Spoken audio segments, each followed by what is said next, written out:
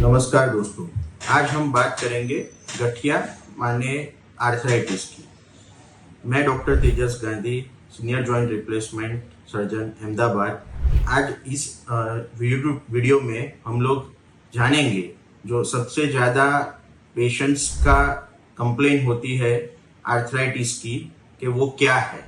गठिया का मतलब होता है कि हड्डी में जो कार्टिलेज होता है, हड्डी के बीच में, बोन के बीच में जो कार्टिलेज होता है उसका निकल जाना माने वेयर एंड टेयर होना। और वेयर एंड टेयर होने की वजह से उसमें कई प्रकार के प्रॉब्लम्स आ जाते हैं। प्रॉब्लम्स का मतलब है उसके चिन्ह क्या होते हैं।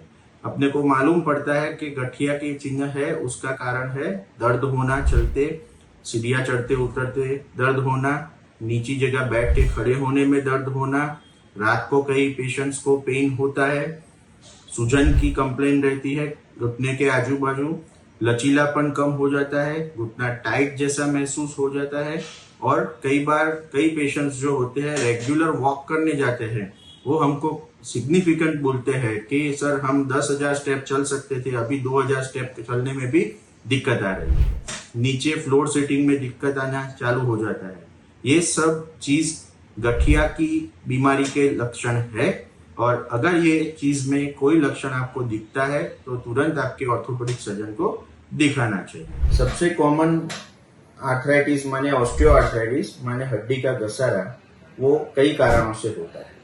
पहला कारण सबसे कॉमन है वो एजिंग प्रोसेस। जो जैसे जैसे उम्र बढ़ती जाती है, घुटनों के अंदर फ्लूइड्स कम हो जाते हैं, साइनोवियल फ्लूइड जो बोलते हैं हम लोग, वो कम हो जाते हैं, जिसकी वजह से ये जो कार्टिलेज बोलते हैं वो वेयर एंड टेयर हो जाता है। इनिशियली थोड़ा होता है, फिर ज्यादा हो जाता है।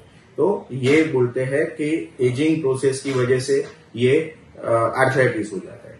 सेकंड चीज है मोटापा। बहुत ज्यादा ओवरवेट होते हैं तो मैकेनिकल लोडिंग इसके ऊपर ज्यादा आता है, उसकी वजह से प्रॉब्लम हो जाता है, तब आर्थराइटिस होता है। थर्ड होता है आपका पोस्ट ट्रॉमेटिक, माने कहीं पे कुछ लगा हो हड्डी के आजू बाजू में और वो टेढ़ी मेढ़ी जुड़ी हो, या तो फिर वो कार्टिलेज ही पहले निकल गया हो और उसकी वजह से वो डैमेज हो जाता है, और उसको हम लोग बोलते हैं पोस्ट ट्रॉमेटिक, माने इंजरी की वजह से होने वाला आर्थराइटिस। और अभी के टाइम में जो सिग्निफिकेंट मालूम पड़ रहा है कि विटामिन डी डेफिशिएंसी, ऑस्टियोपोरोसिस, हड्डी कमजोर होती है वो, और जीनेटिक माने आपके घर में किसी को आर्थराइटिस हुआ है तो जीनेटिकली भी वो ट्रांसमिट हो सकता है।